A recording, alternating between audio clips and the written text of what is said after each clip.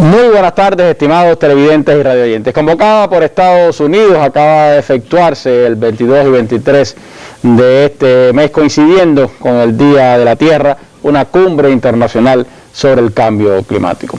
El evento, lo que allí se expresó, pues trae también a nuestra mesa redonda algunas interrogantes que queremos hablar con nuestros especialistas. ¿Cuál es el debate de hoy sobre el cambio climático? ¿Qué indican las tendencias que evidencian sobre el impacto de este fenómeno en la actualidad? ¿Cómo actúa Cuba frente a este problema global? De eso pues estaremos hablando en nuestro programa de hoy, en el que tengo el placer de estar compartiendo acá en el panel con el doctor Celso Pasos Alberdi, director general del Instituto de Meteorología de nuestro Ministerio de Ciencia, Tecnología y Medio Ambiente. También me acompaña el doctor Ramón Pich Madruga, director del Centro de Investigaciones de la Economía Mundial, también perteneciente al SIGMA, y el máster Orlando Rey Santos, experto de políticas ambientales y asesor para cambio climático del Ministerio de Ciencia, Tecnología y Medio Ambiente. Los tres bien conocedores de este tema, y con ellos estaremos compartiendo una mirada a un asunto que sin duda es uno de los más graves problemas globales que enfrenta la humanidad de nuestros tiempos. Así que hablemos de cambio climático hoy en nuestra mesa redonda. ¿Y por dónde anda el debate internacional?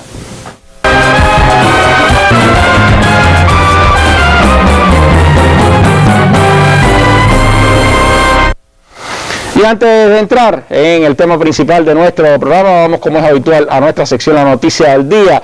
Hoy mirando al acontecimiento que es noticia todos los días desde hace más de un año. La COVID-19 sigue siendo un problema que golpea a todas las naciones del mundo y en los últimos días especialmente se ha convertido en un grave problema para la India. De lo que está pasando en ese país, del debate que se está dando ahora político y social en Brasil, y también pues algunas noticias sobre las vacunas en este resumen inicial en nuestra sección La Noticia del Día.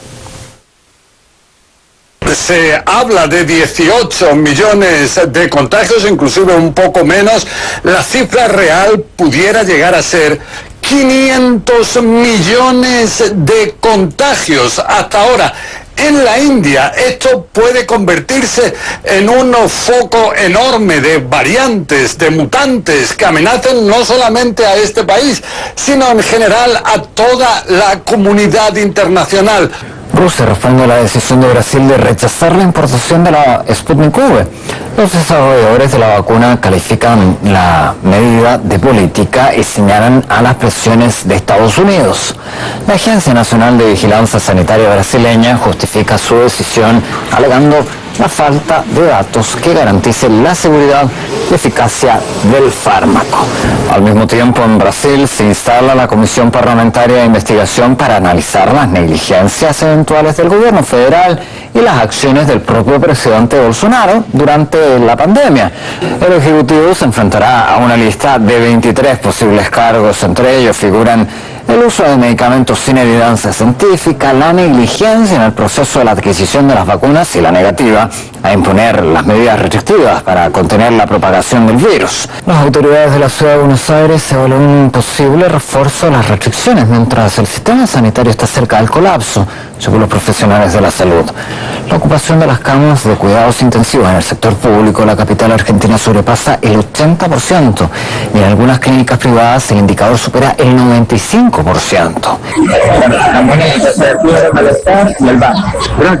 Este video circuló durante todo el fin de semana en las redes sociales del Ecuador, lo que abrió un nuevo escándalo en el plan de vacunación impulsado por el gobierno saliente de Lenín Moreno.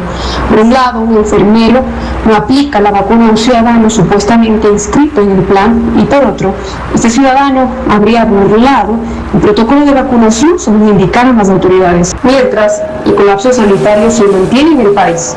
Tenemos ya no solo pacientes a la espera de cuidados intensivos, sino pacientes a la espera de una cama de hospitalización. Al día de ayer, con más de 100 pacientes a la espera de cuidados intensivos.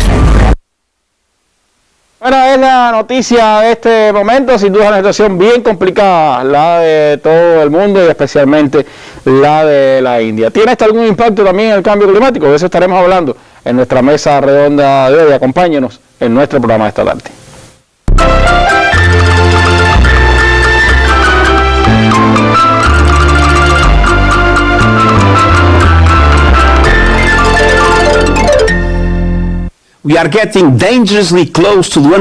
Estamos al borde del precipicio, advirtió el lunes el secretario general de la ONU, Antonio Guterres.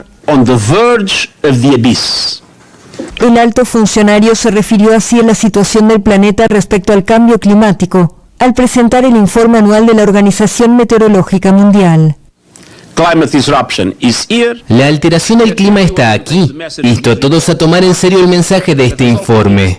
Comprometámonos a actuar para estabilizar nuestro clima y poner fin a nuestra guerra contra la naturaleza.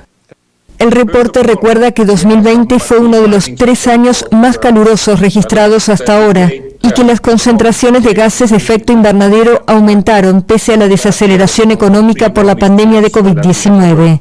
Guterres llamó a que este 2021 sea el año del gran combate contra el cambio climático, estimando que sus repercusiones ya son demasiado costosas para los pobladores del planeta. El aumento del nivel de los mares se acelera, junto con el almacenamiento de calor y la acidificación de los océanos, lo que disminuye su capacidad de moderar el cambio climático. Además, el informe apunta al derretimiento de la banquisa en el Ártico y al número sin precedentes de 30 tormentas ciclónicas en el Atlántico. La Organización Meteorológica Mundial estima que para estabilizar la temperatura media mundial de aquí a fines del siglo, necesitaríamos una enorme reducción de las emisiones de gases de efecto invernadero ya, durante esta década. La ONU agendó una serie de cumbres claves desde esta semana para ofrecer a los líderes mundiales la ocasión de ponerse en acción. Bueno, un llamado dramático del secretario general de las Naciones Unidas sobre el tema del cambio climático. De eso vamos a hablar ahora con nuestros invitados. Antes quiero dar a conocer una inesperada y dolorosa noticia que estamos publicando ahora mismo en Cuba Debate, y es que falleció el comisionado nacional de béisbol Ernesto Reynoso. Con profundo dolor, la dirección del INDER informa a nuestro pueblo sobre el fallecimiento este martes del compañero Ernesto Reynoso Piñeiro, quien se desempeñaba como comisionado nacional de béisbol desde el 10 de septiembre del 2019. Complicaciones derivadas de la COVID-19 causaron su lamentable deceso, a pesar de los esfuerzos realizados por el equipo médico del Hospital Militar Dr. Luis Díaz Soto en esta capital. Durante el periodo en que se desempeñó al frente de nuestro deporte nacional, Reynoso sobresalió por su esfuerzo, dedicación, ímpetu y transparencia para sacar adelante una misión que ya sabemos tiene un elevado significado social y cultural para la nación. Cuando pensemos en Ernesto de las filas del deporte, recordaremos al hombre humilde y firme que llegó a lanzar con el juego complicado y sacó los 3 outs, dice el INDER. Evocaremos su profundidad, valentía y cubanía. Narraremos sus días con alegría y agradecimiento y con la convicción de que hubiera aportado mucho más a la causa. Las principales autoridades del INDER y el Comité Olímpico Cubano expresan sus condolencias a familiares, amigos y compañeros, dice una nota firmada por el Consejo de Dirección del INDER y que ahora mismo pues estamos leyendo en Cuba Debate. Dolorosa noticia, alguien que compartió con nosotros también desde esta mesa redonda, y llega nuestras condolencias a sus familiares y amigos. Entramos entonces en el tema de la mesa redonda. Veíamos pitch este dramático llamado del secretario general de Naciones Unidas el Día de la Tierra, y me gustaría pues mostrar en qué momento estamos de este fenómeno. ¿Qué indican las tendencias hoy sobre el cambio climático? ¿Qué impacto ha tenido la pandemia de la COVID-19 con su menor actividad, con sus restricciones, en que se haya detenido o no este fenómeno global? Bien, buenas tardes Randy y buenas tardes a todos. Efectivamente, la pandemia de la COVID-19 sigue marcando nuestras vidas desde hace más de un año y lo seguirá por un tiempo hasta tanto se halle y se generalice una solución efectiva a este también reto global. Y pareciera a primera vista que en medio de esta situación el cambio climático ha perdido espacio, que de alguna manera ha sido eclipsado por esta pandemia, pero quisiera comenzar aclarando que lejos de disiparse, lejos de pasar a un segundo plano, lo que ha sucedido es que se ha reforzado el cambio climático como un importante reto global y se han combinado los efectos adversos de este reto del cambio climático con los efectos de la pandemia, lo que se ha traducido en graves afectaciones en sectores tan sensibles como pudiera ser la propia seguridad alimentaria. O sea que estamos asistiendo a donde se combinan de manera perversa, de manera muy negativa los impactos adversos de ambos retos globales. Un mundo por demás que, como hemos dicho en otras ocasiones, está marcado por las grandes asimetrías socioeconómicas, grandes brechas en términos de equidad, Por ejemplo, hemos comentado que estamos hablando de un mundo donde más del 80% de la población que vive en los 140 países en desarrollo apenas aportan el 32% de las exportaciones mundiales, que es en definitiva esa la base de sus ingresos fundamentales para el funcionamiento económico. Yo les traía acá un ejemplo y que establece muy bien esta diferencia entre dos polos que tiene que ver tanto con la pandemia como con el cambio climático.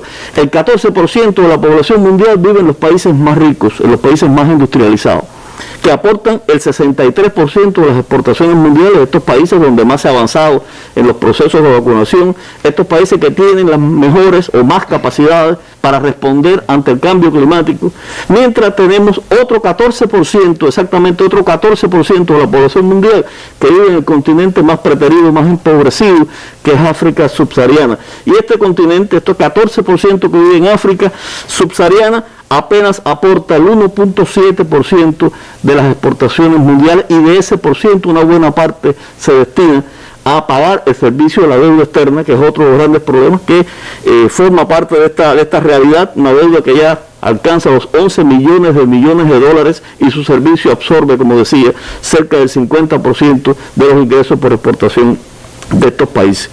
Ahora es importante que estas asimetrías y estas inequidades se han acentuado en el contexto actual y en las soluciones incluso que se están buscando en ambas direcciones, tanto para la pandemia como para el cambio climático. Se están reproduciendo muchas de estas asimetrías, lo vemos en los procesos de vacunación, y en el caso del cambio climático también.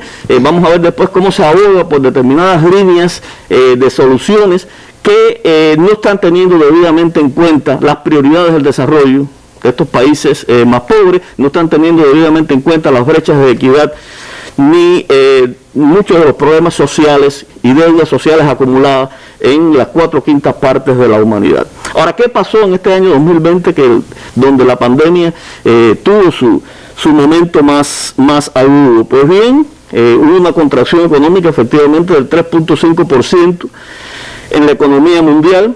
El comercio mundial cayó en cerca de un 10% en este año 2020, y todo esto lógicamente tuvo un efecto, tuvo como contrapartida una reducción de las emisiones de gases de efecto invernadero. Toda vez que estamos hablando de la mayor crisis de la Gran Depresión, como hemos dicho, del 29 al 33, y que persisten todavía muchas brechas productivas, incertidumbre económica, se reforzó la pobreza extrema, más de 90 millones de nuevos pobres o de nuevos indigentes que habitan en las calles del mundo. Pero bueno, esta caída de las emisiones de gases de efecto invernadero en el año 2020 no tiene precedentes desde la Segunda Guerra Mundial. Fue una caída del 6% de esas emisiones, unos 2.000 millones de toneladas que se redujo.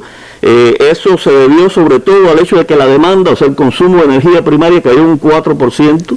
Como sabemos, la energía primaria global está compuesta sobre todo por los llamados combustibles fósiles, el petróleo, el carbón y el gas natural. Y el petróleo, por ejemplo, el consumo de petróleo cayó en casi un 9%, el consumo de carbón cayó un 4%, y las emisiones totales, como decía, cayó en alrededor de un 6%. Equivalen más o menos, para que se tenga una idea, las emisiones totales de la Unión Europea, lo que se redujo las emisiones en este año 2020. Si lo vemos a lo largo del año, efectivamente el nivel más bajo de emisiones de gases de efecto invernadero se registra en el mes de abril. Recordemos abril, la gran cuarentena global. Luego se va a dar una recuperación gradual de la economía, y paralelamente se fue dando también una recuperación de esas emisiones de gases de efecto invernadero, al punto de que cuando se llega a finales de año se tiene un nivel que ya superaba los de diciembre del año 2019. O sea que sencillamente hubo una caída de las emisiones por la cuarentena, por la reducción de la movilidad, pero en la medida en que se fue recuperando la economía, se fueron recuperando los niveles prepandemia, y se superaron, y se han llegado a superar, por supuesto, esa situación. Ahora es bueno decir que más de la mitad de esa caída de las emisiones en el año 2020 estuvo asociado, o sea, alrededor de 1.000 millones de toneladas, estuvo asociado a la reducción del transporte, tanto por carretera como el transporte aéreo. Sobre todo el aéreo, supongo que tuvo un impacto muy grande. Recordemos que el turismo, lo estuvimos viendo en una de las pasadas mesas redondas, el turismo cayó a nivel global en un 74%. Y bueno, ahí eso explica esa drástica reducción de las emisiones, sobre todo asociadas a esos combustibles fósiles. Los aviones sobre todo son grandes contaminantes con el dióxido de carbono, o sea, emiten grandes cantidades de dióxido de carbono. Una noticia buena, una noticia positiva fue que las fuentes renovables de energía sí han seguido registrando una caída importante en sus precios, los costos de producción se han ido reduciendo en la medida en que han pasado a ser más rentables y económicamente más demandadas. Este ha sido el caso, por ejemplo, de la electricidad de origen fotovoltaico, la eólica, que han tenido un marcado crecimiento, tuvieron un marcado crecimiento en el año 2020. Asimismo, las ventas de vehículos eléctricos, que llegaron a aumentar en más de un 40% y han llegado a superar los 3 millones de unidades, sobre todo en China, países como China, en la Unión Europea, y ha aumentado, por supuesto, la participación de estas fuentes renovables de energía en la generación de electricidad, que pasó de un 27 a un 29% en ese año 2020. Hay un tema que de alguna manera tiene que ver con el evento con que se iniciaba la mesa, que es esta llamada cumbre climática organizada por la actual administración de los Estados Unidos. Y ese hecho es la reincorporación de los Estados Unidos desde el punto de vista formal al Acuerdo de París. Recordemos que la administración anterior de Donald Trump había abandonado este pacto multilateral, que si bien siempre se dijo que no era suficiente para resolver, para buscar una solución duradera al tema del cambio climático, sí, ha sido un esfuerzo multilateral importante a escala global, y bueno, Trump lo desconoció durante su mandato, y ahora desde un inicio el presidente Biden lo ha incorporado.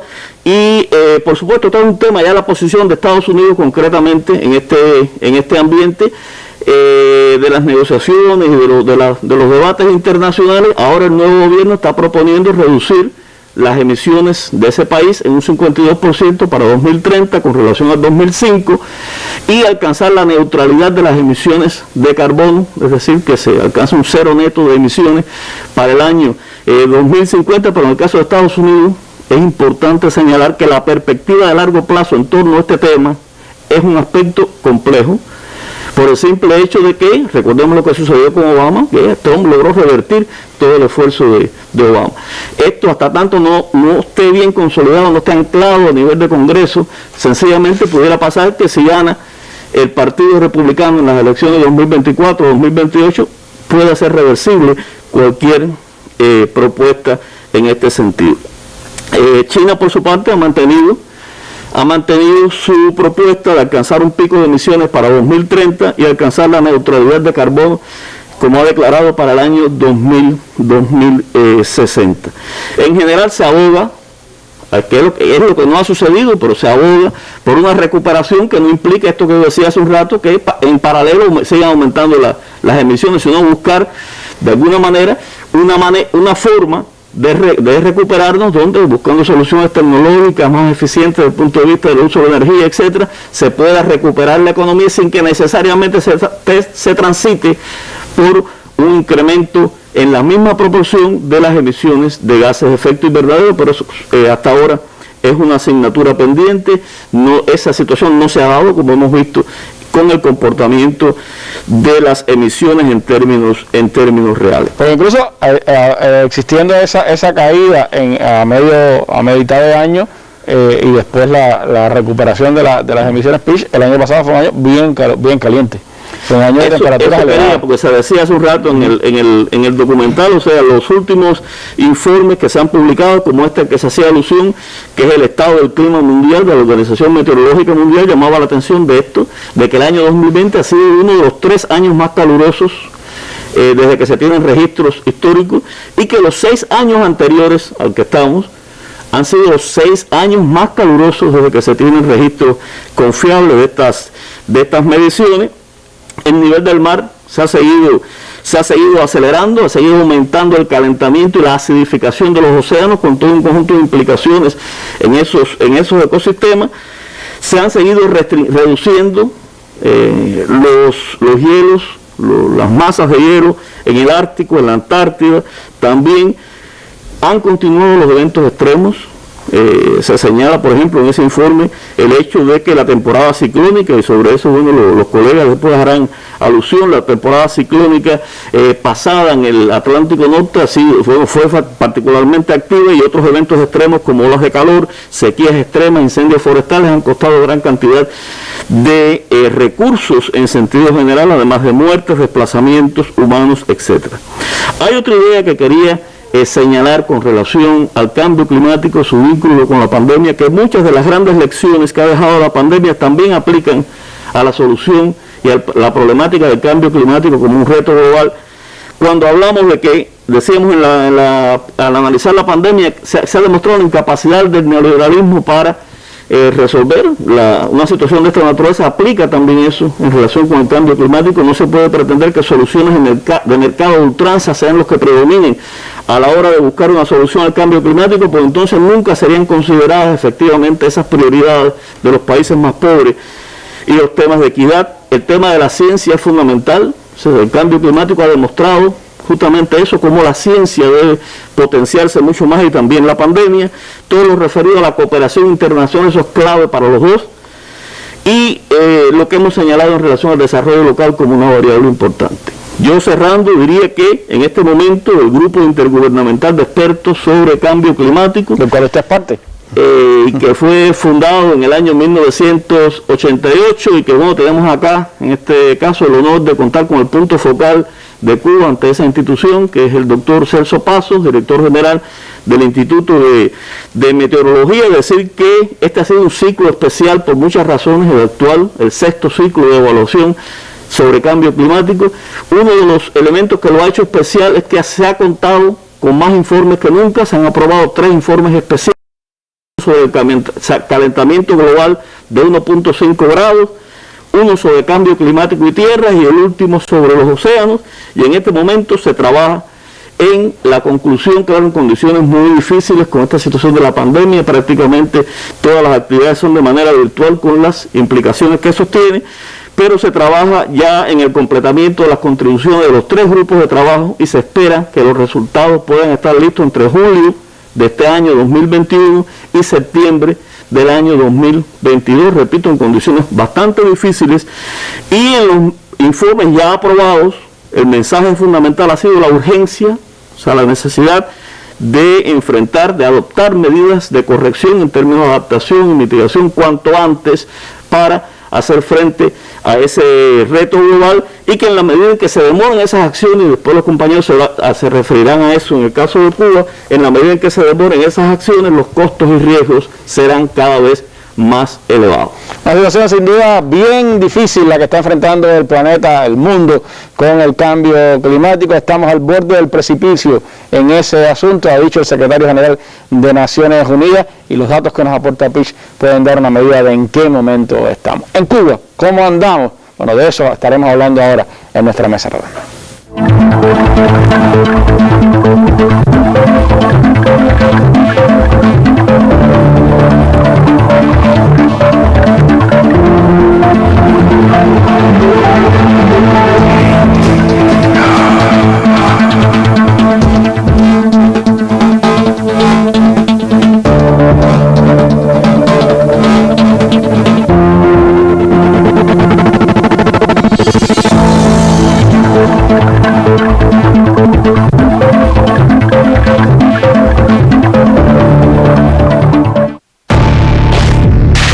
Más de 20 años informando y valorando los acontecimientos que han estremecido la región y el mundo. Con el testimonio de los protagonistas y el análisis de reconocidos académicos, periodistas y otros invitados. Mesa Redonda, más allá de la noticia.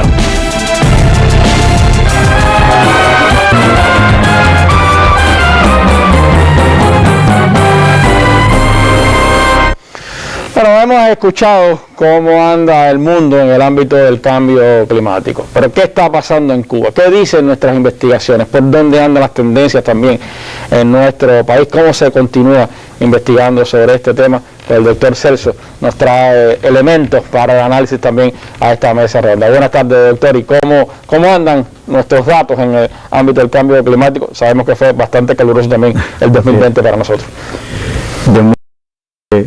A ustedes y a todos los televidentes y radioyentes en esta mesa redonda. A mí me gustaría comenzar primeramente con dos definiciones internacionales sobre el concepto fundamental de cambio climático. El IPCC define el cambio climático como un cambio del estado del clima identificable a partir de los propios cambios de los valores medios y de la variabilidad de estas propiedades, pero sobre todo durante largos periodos de tiempo que pueden ser incluso decenios, incluso periodos más largos. Que es este panel intergubernamental del que se hablaba ahora, que son parte de nuestros científicos también. Este panel intergubernamental donde ya el doctor Ramón Picha hacía referencia a un grupo de resultados de lo que se están obteniendo y donde Cuba también tiene un grupo importante de científicos que participan en el panel como autores, incluso como autores consultantes, como expertos, como revisores, y ha tenido realmente en este sexto ciclo de evaluación una presencia importante de nuestros especialistas de todo el país en este debate internacional. Si vemos el concepto que da la Convención Marco de Naciones Unidas sobre Cambio Climático, pues hace una referencia muy específica que es la atribución de este cambio climático a la actividad humana, a la actividad antrópica, que genera precisamente todas estas emisiones de gases de efecto invernadero que produce a su vez el calentamiento y todo lo que se ha explicado en muchas ocasiones, pero que tiene también una particularidad, que es que habla de que a este cambio producido por la actividad humana se suma a la ya existente variabilidad natural del clima. Por lo tanto, en este momento, de manera global y en particular también en nuestro país, están sobreponiéndose estos dos fenómenos de escalas, digamos, diferentes. La variabilidad natural del clima más los efectos, los impactos del cambio climático a nivel global a partir del calentamiento. Por lo tanto, como usted decía también, aquí se necesita una robusta información a partir de las observaciones, del monitoreo, de la vigilancia permanente de un grupo de elementos del clima, pero también de los sectores socioeconómicos para buscar una vinculación estrecha. Por eso es que en Cuba el enfoque fundamental de todos estos programas, incluido el Plan de Estado para el enfrentamiento al cambio climático, la conocida como Tarea Vida, se basa fundamentalmente en los resultados de la ciencia. Y visto el cambio climático desde la ciencia pura hasta la innovación y la introducción de estos resultados en cómo se van fomentando nuestros programas tanto de adaptación como de mitigación al cambio climático.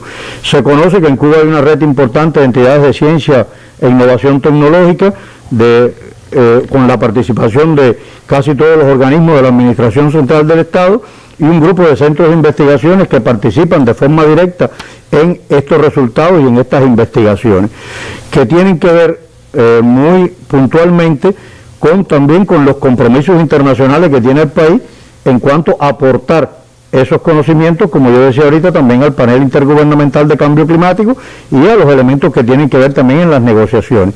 Cuba tiene importantes compromisos internacionales, por ejemplo, están las comunicaciones nacionales a la Convención Marco de Naciones Unidas, comunicaciones que se hacen cada 4 años y donde se recoge el resultado de toda la actividad que hace el país y una buena parte de los resultados también de su investigación y se ponen en función de las negociaciones.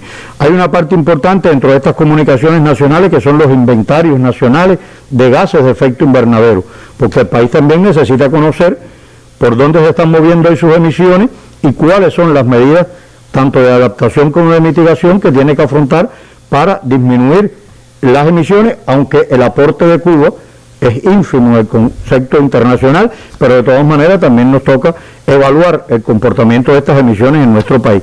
Y ahora se ha establecido, a partir de la firma del Acuerdo de París también, que estas comunicaciones nacionales, que como yo decía, se hacen cada 4 años, cada 2 años también se haga un informe bienal que tiene que ver también, recoge cómo se están comportando estas emisiones, que en el caso nuestro, de conjunto con el Instituto de Meteorología, que es el que técnicamente atiende los inventarios de gases de efecto invernadero, está el Centro de Cuba Energía, que atiende de manera muy puntual todos los aspectos que tienen que ver con la mitigación, y de conjunto, entre todos y entre un grupo de instituciones, pues se elaboran estas comunicaciones.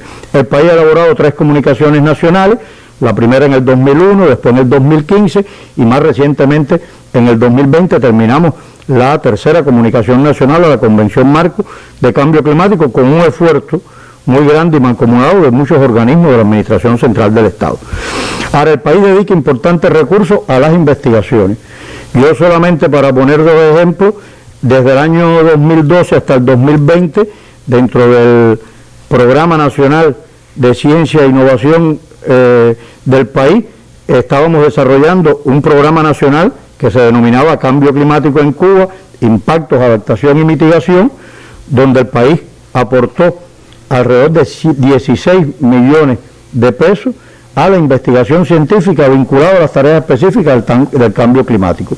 Este año, en el año 2021, con la implementación de las nuevas políticas del país en materia de ciencia, tecnología e innovación, con la implementación del nuevo sistema de programas y proyectos, se mantiene dentro de los programas nacionales un programa nacional dedicado precisamente al tema de cambio climático, que se denomina Adaptación y Mitigación al Cambio Climático, y que a partir de la tarea de ordenamiento, hoy para este año nada más dispone de alrededor de 23 millones de pesos dedicados a la investigación en temas relacionados con el cambio climático. Solo investigación, estamos hablando ya de la aplicación de esas investigaciones. Exactamente, solo para generar nuevos conocimientos de las entidades de ciencia e innovación tecnológica vinculadas, como es lógico, con universidades, con empresas, con entidades, porque se hace de esa manera multidisciplinaria. Pero el país desarrolla también, algo que ha sido también muchas veces divulgado también, el macroproyecto, que tiene que ver directamente con el impacto de la elevación del nivel del mar hacia los años 2050 y 2100, y que después nosotros vamos a dar algunos elementos de los que ya también hoy se tiene en evidencia en el país con relación a estas cuestiones. Y se trabaja en los estudios de peligro, vulnerabilidad y riesgo, de los peligros tanto naturales, sanitarios como tecnológicos, pero en particular los naturales tienen una vinculación muy fuerte también con los efectos tanto de la variabilidad del clima como del cambio climático. Para que se tenga también una idea general, hoy en el país se han terminado ya hasta el 2020 125 estudios de peligro, vulnerabilidad y riesgo en todas las provincias del país, y hoy se dispone de una herramienta importante a partir del grupo de gestión de riesgo de la Agencia de Medio Ambiente de nuestro ministerio, a disposición de los gobiernos locales, incluso muy importante también la aplicación de estos resultados a nivel municipal.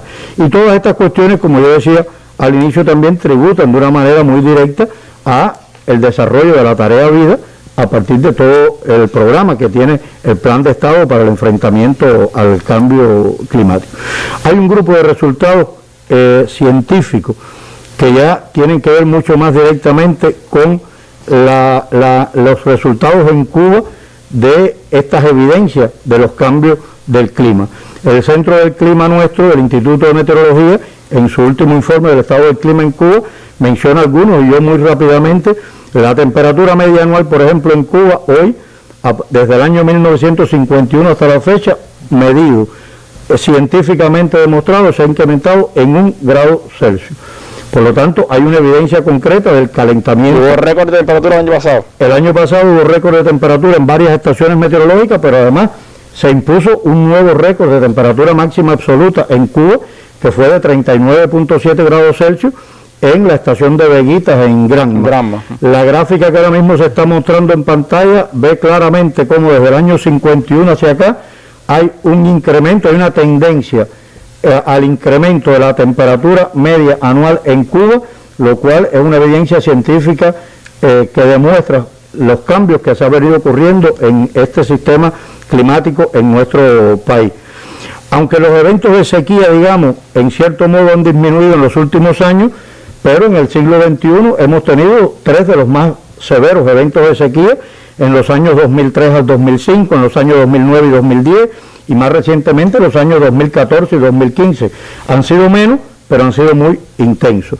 Se hablaba ahorita también del incremento de la actividad ciclónica en el Océano Atlántico, el Mar Caribe y el Golfo de México. Bueno, el año pasado fue un año, el récord de toda la historia, con 30 organismos ciclónicos tropicales, pero hoy, en una evaluación más reciente ya de los promedios históricos para nuestra región, se eleva la cantidad de ciclones tropicales en el Caribe, el Golfo de México y el Océano Atlántico, de 12, que era el promedio en años anteriores, a 14, a partir ya de los estudios en los últimos 30 años. El 2020 fue bien intenso. El 2020 fue un año récord en todas estas cuestiones. Por lo tanto, hay un grupo de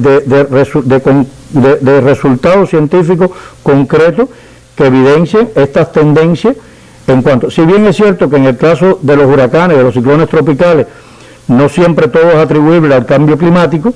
Hoy las investigaciones todavía a nivel mundial difieren en algunas de estas cuestiones, pero casi todas coinciden que en cuanto a la intensificación de esos fenómenos sí tienen a partir precisamente del propio calentamiento de la atmósfera. Calentarse las aguas, pues más, exactamente. Ayuda más a eso. Ahora, hay resultados muy importantes que tienen que ver, en el caso nuestro, el Centro de Física de la Atmósfera de nuestro instituto trabaja con todos los escenarios de cambio climático, o sea, los escenarios del clima futuro en Cuba, que además no solamente son en Cuba, hay que decir que estos resultados también han tenido una importancia muy relevante para el área del Caribe. En el caso nuestro instituto también trabaja con el Centro de la Comunidad Caribeña de Cambio Climático, conocido como 5C, que radica en Belice, y estos resultados se han estado compartiendo por varios investigadores nuestros, y muestra, en primer lugar, que las proyecciones del clima en Cuba tienden a ser un clima cada vez más cálido, más seco y más extremo, que incluso el incremento de la temperatura del aire, ya decíamos, está por encima de 1 grado Celsius en los últimos años, pero puede llegar incluso también a valores tan elevados como elevarse hasta 3.5 grados Celsius para el año 2070, o incluso algunos otros escenarios.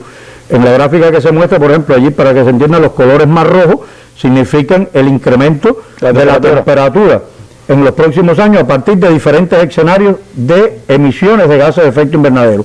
Como es lógico, si hay más emisiones, hay más calentamiento. Si hay escenarios más suaves, digamos, con menores emisiones, pudieran ser menos. Pero en sentido general, véanse allí a la izquierda un incremento de los colores rojo, rosado, etcétera. Y hacia la derecha, los colores más bien en tonos carmelitas y amarillo, es la disminución de las precipitaciones, donde se ha observado una disminución de alrededor de un 10% de las precipitaciones estimadas para los años futuros, o sea, en el clima futuro. Pero repito, hay escenarios más drásticos que aumentan la temperatura mucho más y que llegan a reducir las precipitaciones entre un 40 a un 50%. Hoy en Cuba, los escenarios también vinculados a la parte de la elevación del nivel del mar, aquí también se trabaja de conjunto nuestro Centro de Meteorología Marina, ha dado estimados para el 2050 de una sobreelevación del nivel del mar en alrededor de 29 centímetros, y para el 2100 aumenta hasta 95 centímetros.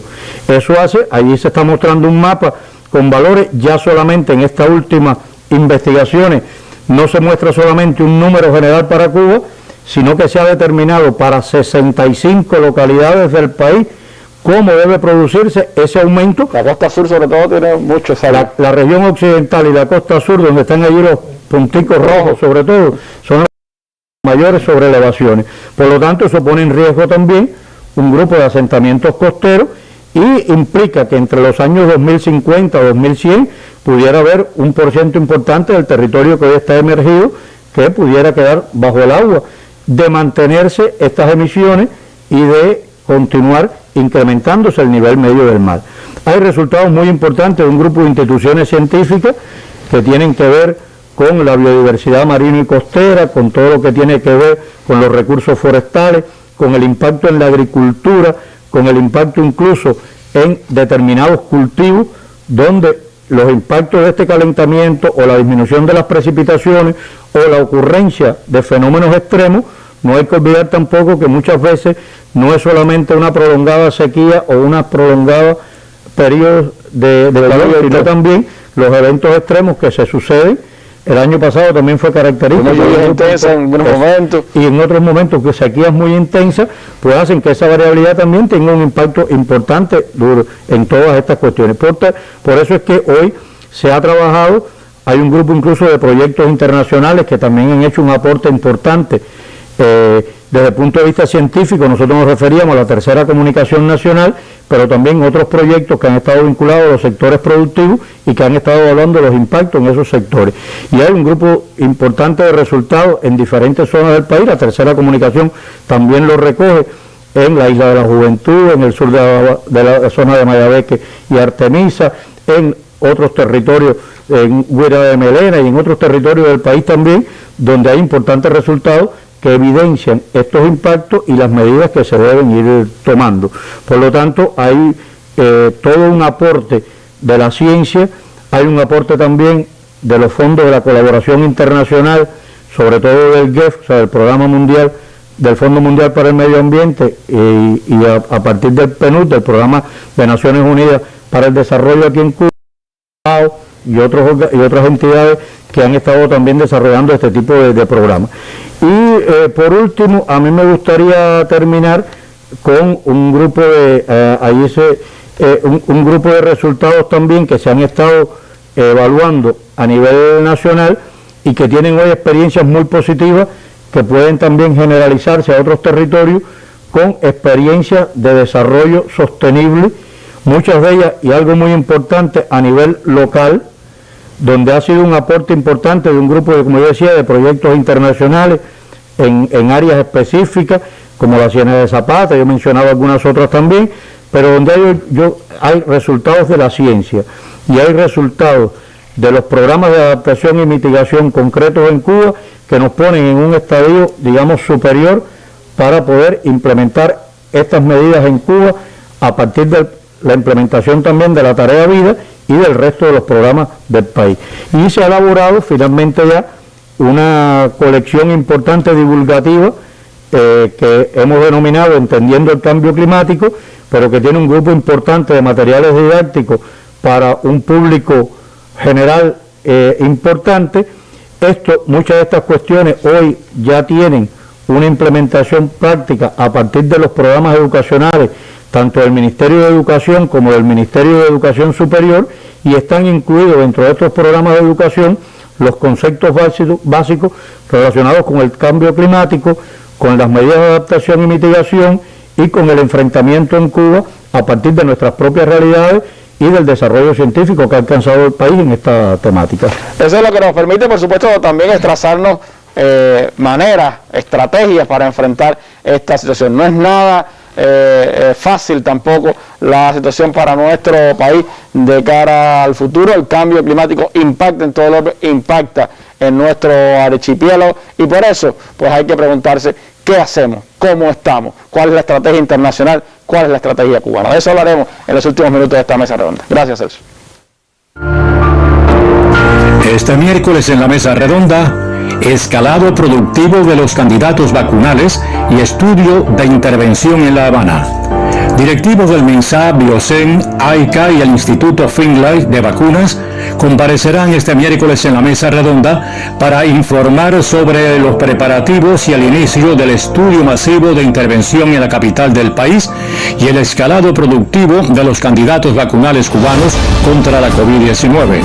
Cuba Visión Internacional, Canal Caribe, Radio Rebelde, Radio Habana Cuba, los canales de YouTube de la Mesa Redonda y la Presidencia y las páginas de Facebook de la Mesa Redonda, Cuba Debate y la Presidencia transmitirán en vivo este programa desde las 6:30 pasado meridiano. El canal educativo lo retransmitirá al final de su emisión del día. Mesa Redonda, más allá de la noticia.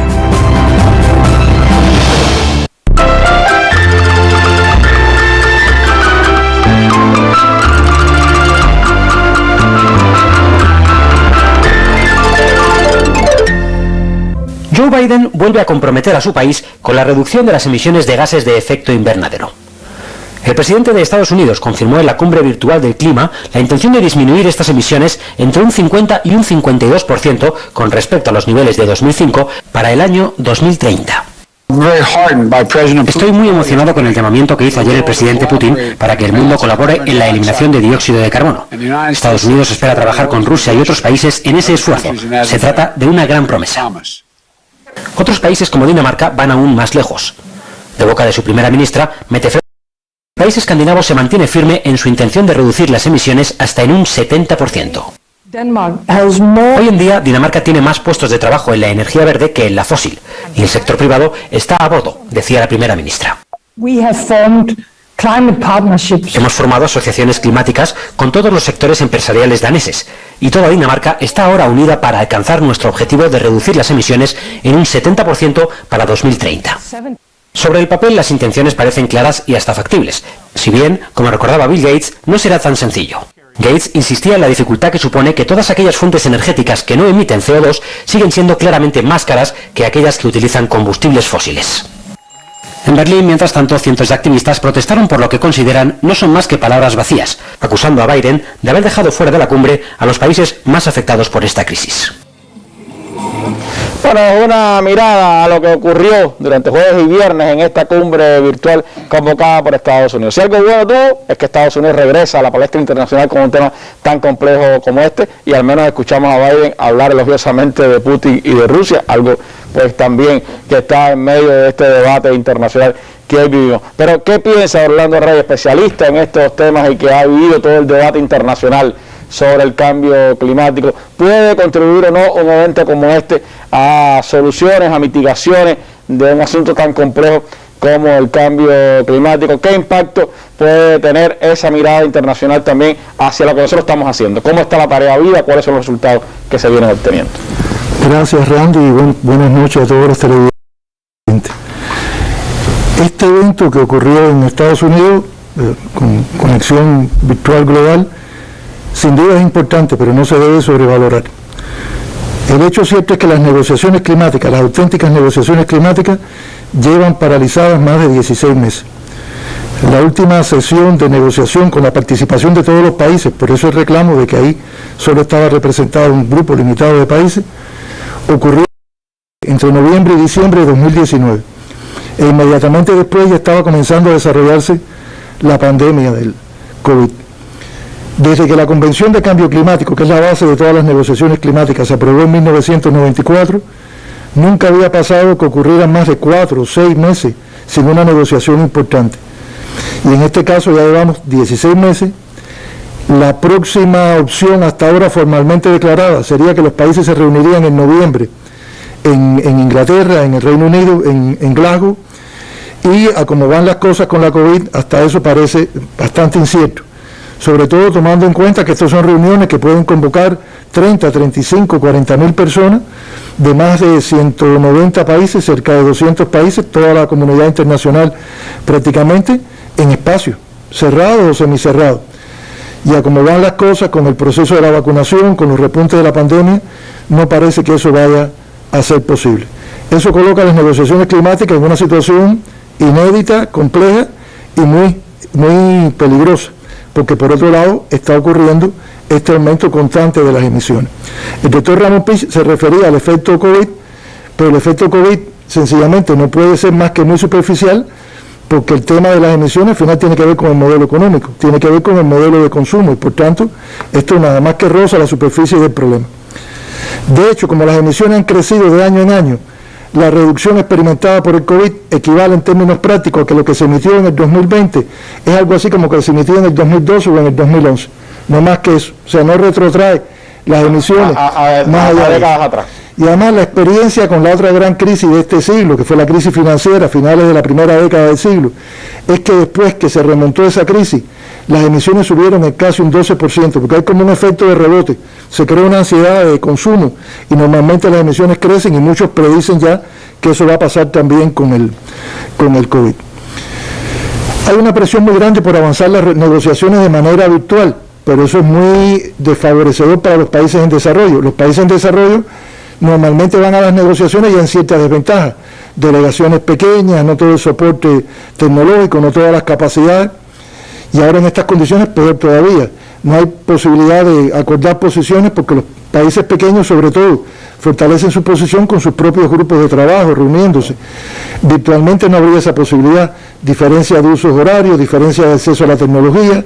En el caso cubano ese acceso a la tecnología se agrava por razón del bloqueo y no poder usar determinadas plataformas. Entonces hay mucho debate entre la intención de avanzar en la negociación y la intención de que ese avance tiene que ser transparente y que todos deben tener la posibilidad de involucrarse de manera real en ese proceso negociador. Es decir, que a pesar de este esfuerzo, que es significativo, es positivo, muestra incluso un asunto en el que Cuba y Estados Unidos, por ejemplo, pudieran avanzar más, que es el tema del cambio climático y el medio ambiente en general.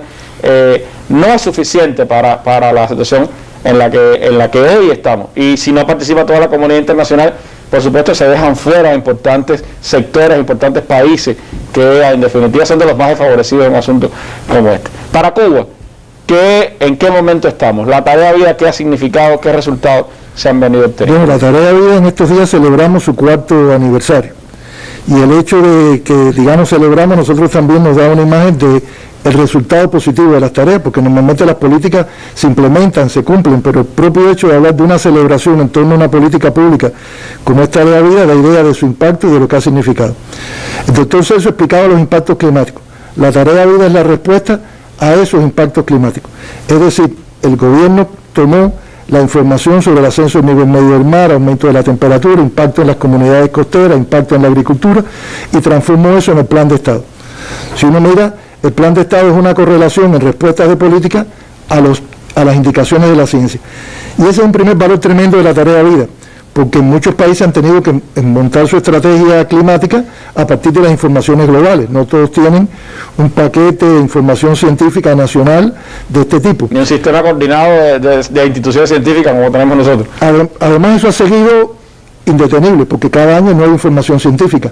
Cuando empezamos, por ejemplo, la tarea de vida, estábamos manejando un ascenso del nivel medio del mar para los escenarios de 2050 de 27 centímetros, eso está corregido a 29. Cuando empezamos la tarea de vida teníamos los ascensos del nivel del mar de manera general en todo el país. Ahora, como explicaba el doctor Celso, lo tenemos por localidades, regiones, porque también las estrategias son diferentes. Una característica de tarea de vida es que es un programa general que después se adecúan los sectores y se adecúan los territorios. O sea, no es una cuestión que desde arriba se establezca el detalle de cada actividad, porque no es lo mismo, como se ve ahí, la respuesta que tiene que tener un territorio al sur o que tiene costa al norte, o incluso los municipios, que son los menos, pero los hay, que no tienen una zona costera, pero que también van a sufrir determinados embates. No es lo mismo la estrategia de tarea de vida en la agricultura que en la salud, que en el ordenamiento del territorio. Por tanto, es como si hubiera muchas tareas vida. El texto principal, y después hay una adecuación de cada sector a esas estrategias. Nosotros estamos analizando ahora los avances, también hay retos, hemos hecho una evaluación integral que también apunta a dónde están las limitaciones, pero sobre todo reconocemos avances en la agricultura, donde se ha logrado ir preparando para condiciones de un clima cambiante todo un grupo de variedades que son claves, tanto plantas como en animales, especies, para que estén preparadas para condiciones de un clima que va a ser más cálido, que va a tener menos agua disponible, que va a tener una salinidad mayor. Hemos avanzado en todo el tema del ordenamiento de los territorios. Todos los asentamientos humanos que están en la situación de mayor vulnerabilidad en la zona costera tienen planes de ordenamiento, tienen estrategias de cómo se va a responder a cada asentamiento, en cada asentamiento en particular a las condiciones del clima. Y hay entonces otros sectores donde estamos teniendo un avance más moderado, ¿no? Porque también no todas las respuestas no son iguales, toda la rapidez de reacción no es la misma. Pero en general tenemos una visión positiva de lo que ha ocurrido en este tiempo. No nos hemos detenido con la COVID.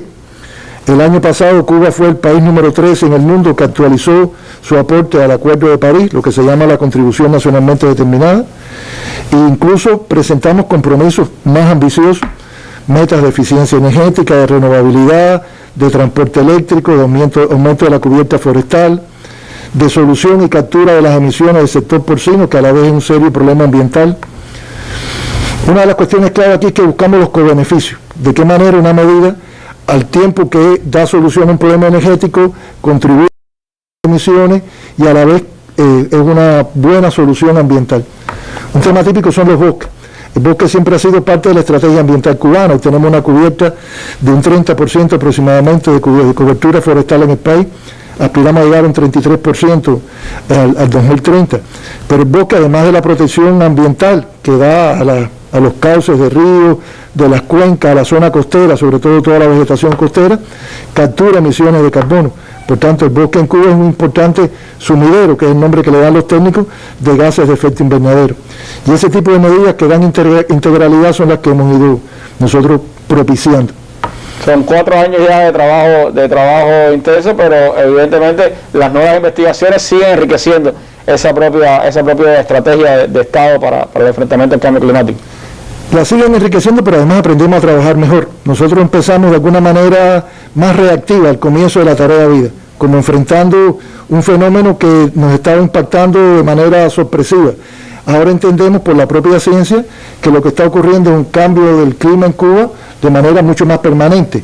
De hecho, antes de que empezáramos a usar en el tema de tarea de vida, del COVID, el concepto de la nueva normalidad, ya los científicos del clima hablaban de la nueva normalidad. O sea, estos parámetros que el doctor Celso refería, de las precipitaciones, de la temperatura, de la humedad, del ascenso del nivel del mar, han llegado para quedarse. Entonces nosotros tenemos que repensar de alguna forma todo el modo en que vivimos, construimos, nos alimentamos, hacemos nuestra vida económica y social y además prosperamos como esperamos de nuestro modelo de desarrollo. Es un fenómeno global, por lo tanto impacta en cada una de nuestras vidas, en cada uno de nuestros momentos de la vida y en cada una de las regiones de este mundo y de nuestro país de manera particular. Por lo tanto no hay quien escape de ese impacto. Con dos complejidades adicionales. No es un problema que nosotros provocamos, es un problema que sufrimos.